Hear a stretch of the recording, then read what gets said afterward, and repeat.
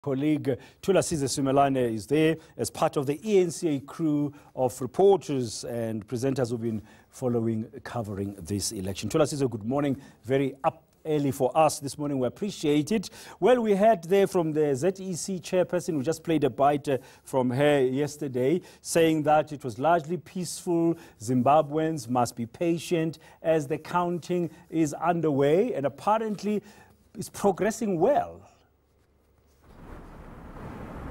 Yeah, absolutely, Dan. The focus now shifts from looking at the queues and those images of people voting and casting their ballots to the images of people huddled around tables at all these polling stations, many of them dressed in the lime-colored bibs of the Zimbabwe Electoral Commission, some of them, of course, party agents and representatives of the candidates who are observing to make sure that everything goes according to plan. In terms of the rules, it was said that once counting starts, those agents are not allowed to leave the polling station until counting has actually been completed.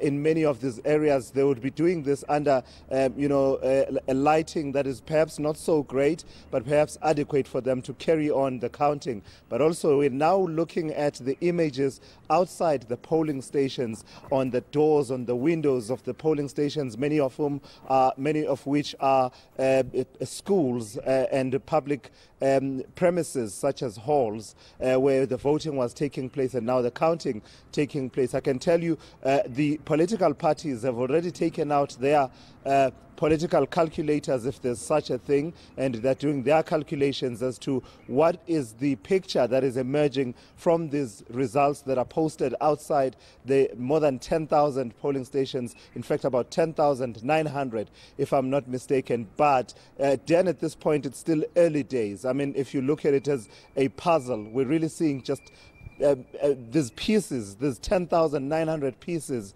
of a puzzle, but not really seeing an image of what it will look like in the end. Remember, you're dealing here with 3 elections in one, and if you're counting what you're really counting here, it's something to the tune of some 15 million ballot papers, because there's about 6 million that were printed, that is, for the presidential election. Not sure how many of those were eventually used. Turnout, we are told, was quite high. In the 4 provinces whose figures were given yesterday, you were talking an average 70 to 75% turnout, and those included Harare, Bulawayo, Masvingo, and Midlands, which had really a high turnout, about 75%. And the other polls, that is National Assembly, also to the tune of some 5 million ballot papers that were printed. Not sure how many were eventually used up. And then, of course, you have the local government elections that were also taking place at the same time. Yeah, I guess the credible vote is very essential for Zimbabwe. And watching from afar, but you've been on the ground, it looks like, I mean, it's no mean feat, as you said, to be having 3 elections in one, the presidential one, the parliamentary one, and local councillors. It's a big one. It doesn't get bigger than this. Observers, any of them made any comments since the polls closed last night at 7 p.m.? Yes, indeed. And the one comment that has really been prominent, that has featured quite dominantly, is the comment from the EU observer mission, who have said that, from what they've observed, the process went very smoothly in parts, in many areas, but in their words, it was totally disorganized in other parts. One of the main concerns, it seems, from those who've been observing, including the opposition, have been the delays in some areas where they say, the opposition obviously will put motive to it and say that, there's an attempt to, quote-unquote, frustrate their voters, that is the MDC, in that, in some areas they are alleging that the voting process was made to be deliberately slow so that people lose their patience and then leave. Of course, the Zimbabwe Electoral Commission will have something to say about that. Priscilla Chigumba, the chairperson of the ZEC, did acknowledge that the queues were long in some areas, but I imagine that she would have something to say about the allegation that in some instances, it was deliberately to frustrate would-be voters.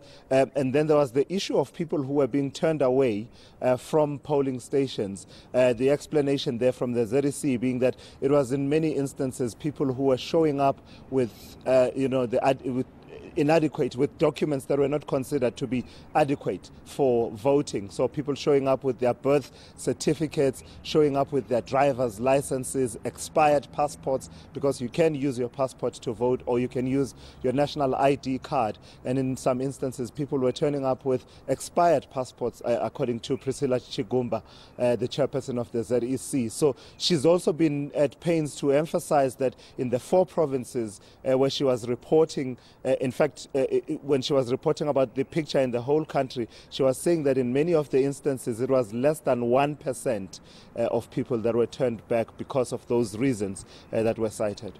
Now, the 2 front runners for the presidency are the incumbent Emmerson Mnangagwa of ZANU-PF, Nelson Chamisa of MDC Alliance, and he's been very vocal in saying if there is no, and I quote, ballot mischief, according to Chamisa, he's expecting that the MDC would win this election. Has ZANU been saying anything at all? It's basically the same language, Dan.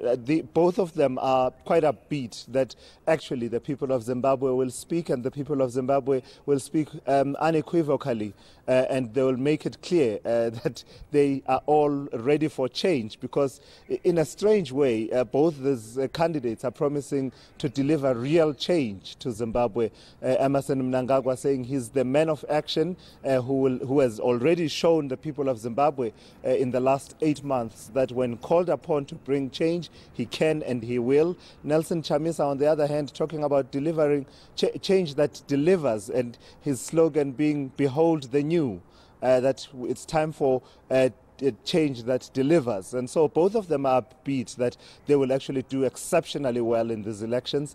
And Nelson Chamisa, of course, talking about being ready to form a government, complaining in parts about the process, the voting, the vote management, electoral management process, but still confident that, in his words, yesterday marked Independence Day for what he calls the Second Republic of Zimbabwe. And on the other hand, of course, Emmerson Mnangagwa is equally upbeat that actually the people of Zimbabwe will endorse the work that he has done in the last 8 months, and sort of declaring that Zimbabwe is open for business and people want to maintain that momentum and actually change their life circumstances, saying that he's a leader that listens to the people.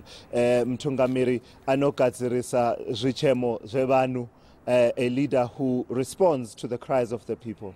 Thank you very much, Thulasizwe. Of course, if there's no clear winner, if none of them win more than 50% in terms of their own electoral law, we understand there'll be a presidential runoff on the 8th of September. But we'll have to wait and see the results. By Friday, the ZEC will be telling us. Meanwhile, the counting goes on. Thank you very much, Thulasizwe Simelane, our colleague there in Harare. Now,